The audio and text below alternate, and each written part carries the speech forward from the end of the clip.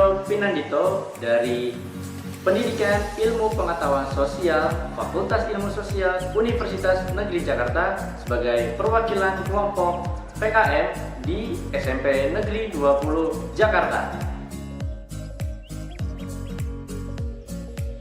Bismillahirrahmanirrahim. Assalamualaikum warahmatullahi wabarakatuh. Salam sejahtera untuk kita semua. Om Swastiastu, Namo Buddhaya, salam kebajikan. Semoga kita selalu dalam keadaan sehat walafiat. Di tengah kondisi pandemi seperti ini, kita harus menjaga kesehatan sesuai dengan protokol kesehatan yang dianjurkan pemerintah, seperti menggunakan masker, mencuci tangan menggunakan sabun, dan jaga jarak serta menghindari kerumunan. Meskipun pembelajaran dilakukan secara daring, namun itu tidak menyurutkan semangat kita agar tetap terus belajar.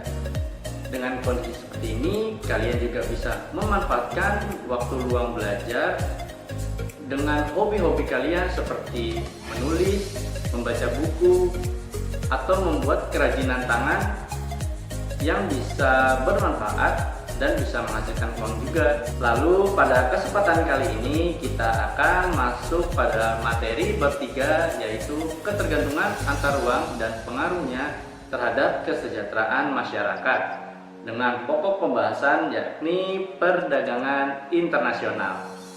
Dengan kalian mempelajari pokok pembahasan kali ini, kalian yang pertama itu mampu menjelaskan pengertian perdagangan internasional, faktor-faktor yang mempengaruhi perdagangan internasional, manfaat perdagangan internasional, hambatan perdagangan internasional, dan yang kedua, kalian dapat menganalisis hubungan perdagangan internasional dengan migrasi penduduk, transportasi, dan lembaga sosial atau ekonomi. Mari kita masuk ke dalam materi pembahasan. Jadi, perdagangan internasional adalah sebuah kegiatan tukar barang maupun jasa yang dilakukan penduduk dalam sebuah negara yang melibatkan negara lain dalam ruang lingkup yang luas, serta didasari dengan kesepakatan antara kedua belah pihak. Tentunya perdagangan internasional ini dilakukan oleh seorang individu dengan individu, individu dengan pemerintah, ataupun pemerintah dengan pemerintah. Jadi kegiatan perdagangan internasional ini meliputi ekspor dan meliputi impor. Ekspor merupakan proses penjualan ke luar negeri dengan kesepakatan berbagai pihak, dalam hal ini eksportir dan importir. Sedangkan pengertian dari sebuah impor adalah proses pembelian barang atau jasa dari suatu negara ke negara lainnya. Selanjutnya, berdasarkan kegiatannya, perdagangan internasional dan perdagangan dalam negeri itu sebenarnya kegiatan yang dilakukan secara sama, yaitu pertukaran barang atau jasa. Namun terdapat perbedaan nih dari kedua kegiatan tersebut. Perbedaannya adalah yakni perdagangan dalam negeri itu dilakukan dalam wilayah suatu negara, yakni masih dalam satu lingkup negara. Kemudian pembeli dan penjual cenderung bertemu secara langsung seperti di pasar, supermarket, kedai, dan sebagainya. Kemudian mata uang yang digunakan sama. Jadi misalkan di Indonesia sendiri kita transaksi masih menggunakan rupiah. Kemudian tidak dikenakan biaya masuk, hanya retribusi saja. Kemudian biaya angkut lebih murah, kemudian kualitas barang yang ada lebih bervariasi. Kemudian peraturan perundang-undangan ini sama atau menggunakan hukum nasional. Lalu perdagangan internasional, kegiatannya ini dilakukan dalam wilayah antar negara, lintas negara seperti itu. Kemudian pembeli dan penjual ini tidak berinteraksi secara langsung. Kemudian mata uang yang digunakan berbeda sehingga harus menggunakan devisa negara. Kemudian dalam perdagangan internasional ini juga dikenakan bea masuk atau ada pajaknya. Kemudian biaya angkut juga lebih mahal. Kualitas barang harus sesuai standar internasional dan peraturan perundang-undangan berbeda atau menggunakan hukum internasional. Kemudian Tentu saja perdagangan internasional ini memiliki faktor-faktor. Jadi faktor pendorong dalam perdagangan internasional itu yang pertama adanya perbedaan sumber daya alam di setiap negara. Tentu saja sumber daya alam yang dimiliki dari masing-masing negara ini memiliki potensi untuk diekspor ke negara lainnya. Misalnya saja Indonesia ini memiliki sayur mayur, sedangkan Arab Saudi ini tidak mampu menghasilkan sayur mayur. Tentu saja dengan potensi yang dimiliki oleh kedua negara ini bisa saling menghasilkan dan menghubungkan hubungan diplomasi antara kedua negara dan tentunya mendapat keuntungan dari segi bisnis. Nah, kemudian adanya perbedaan kualitas SDM. Dalam ketersediaan SDA juga harus memerlukan daya dukung, yakni sumber daya manusianya. Jadi suatu negara yang mana memiliki sumber daya manusia dapat dilihat dari segi kualitas, maka juga menghasilkan barang atau jasa yang berkualitas pula. Kemudian juga faktor pendorong selanjutnya adanya perbedaan iptek. Jadi negara yang mana dia menguasai ilmu pengetahuan teknologi akan mampu memproduksi barang atau jasa yang lebih banyak, bermutu, serta efisien dibandingkan dengan negara yang tidak memiliki penguasaan ilmu pengetahuan dan teknologi. Kemudian juga perbedaan budaya bangsa.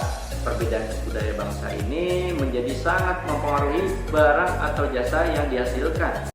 Misalnya saja di Indonesia sendiri memiliki seni ukir atau seni batik yang merupakan daya tarik tersendiri bagi negara lain untuk membeli barang tersebut. Begitupun keramik yang ada di Cina juga ini menjadi daya tarik tersendiri bagi negara lainnya.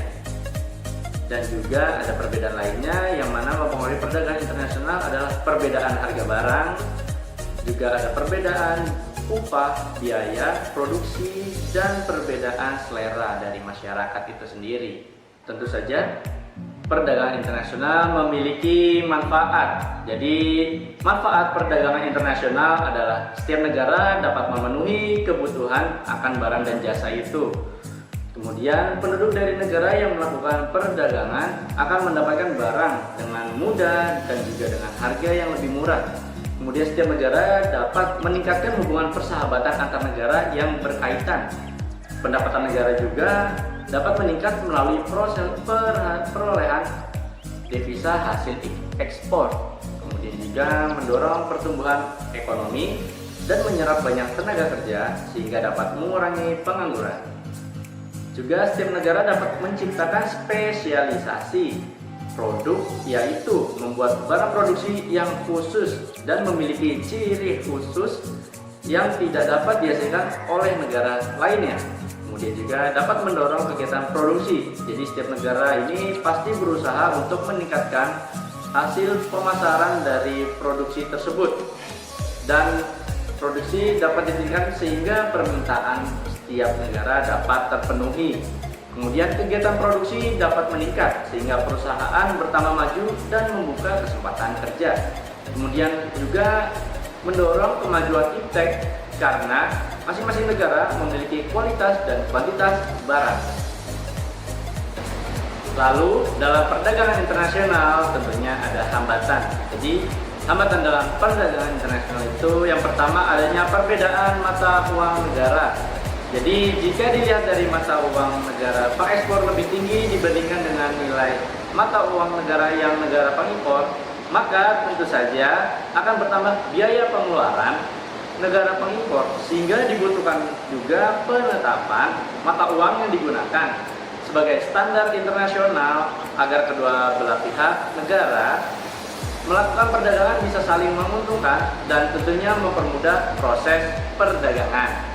Kemudian juga kebijakan ekonomi suatu negara. Misalnya saja penetapan kebijakan mengenai pembatasan jumlah barang yang diimpor.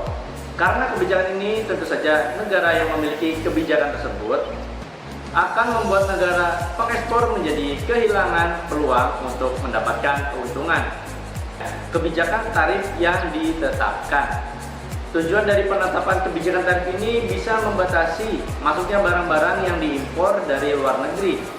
Dengan kebijakan ini, maka setiap barang yang masuk ke dalam sebuah suatu negara tentunya akan dikenai pajak. Dan juga nilai tukar mata uang yang terus berubah-ubah. Jadi dengan tidak stabilnya nilai tukar mata uang ini tentunya membuat perdagangan internasional mengalami kesulitan ya teman-teman, dan dalam menentukan harga dari produk yang diperjualbelikan. Juga tidak hanya dari pihak pengimpor saja yang mengalami kesulitan, namun kesulitan juga dirasakan oleh pihak pengekspor, dikarenakan membuat proses permintaan dan penawaran barang menjadi lebih rumit, kemudian juga sumber daya yang rendah. Apabila kualitas sumber daya dan tenaga kerja yang dimiliki sebuah negara cukup rendah, maka akan menghambat proses perdagangan internasional. Hal ini dikarenakan kualitas produk yang dihasilkan suatu negara mengalami kesulitan bersaing karena produk-produk yang dihasilkan negara lain memiliki kualitas yang lebih tinggi. Untuk media pembelajaran kali ini yang digunakan adalah media PowerPoint dan menggunakan video juga dari YouTube yang berkaitan dengan kegiatan perdagangan internasional. Juga setelah itu adanya evaluasi ini menggunakan Google Classroom, yang mana agar dapat mengetahui sejauh mana kalian dapat memahami materi perdagangan internasional. Kemudian juga untuk dalam materi ini metode penilaiannya menggunakan 5 soal esai, yang mana 5 soal esai ini akan ditampilkan pada Google Classroom untuk mengetahui sejauh mana nilai kalian dan nilai tersebut akan menjadi hasilnya. Kemudian kesimpulan dari materi ini adalah, jadi perdagangan internasional merupakan perdagangan yang diadakan antara satu negara dengan negara lainnya yang meliputi kegiatan ekspor dan impor, dan juga tidak lupa dalam kegiatan ini adanya sumber daya alamnya, sumber daya manusianya, serta ilmu pengetahuan teknologi, perbedaan sosial budaya, dan perbedaan harga barang ada dalam perdagangan internasional. Kemudian perdagangan internasional sendiri memiliki dampak positif, yakni perdagangan internasional mendorong kegiatan produksi, juga meningkatkan pertumbuhan ekonomi, juga memperluas lapangan kerja dan majunya lembaga keuangan. Dan juga ada dampak negatifnya, yakni industri yang tidak bersaing akan hancur dikarenakan harga barang impor lebih murah dari harga barang yang ada di dalam negeri. Kemudian juga menghambat pertumbuhan ekonomi dan juga dapat menimbulkan banyak pengangguran. Jika kalian mengalami kekurangan materi atau materi ini terlalu singkat, kalian diharapkan mencari referensi lain seperti buku maupun internet, juga agar pengetahuan kalian lebih luas.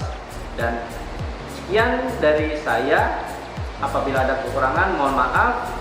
Wassalamualaikum warahmatullahi wabarakatuh.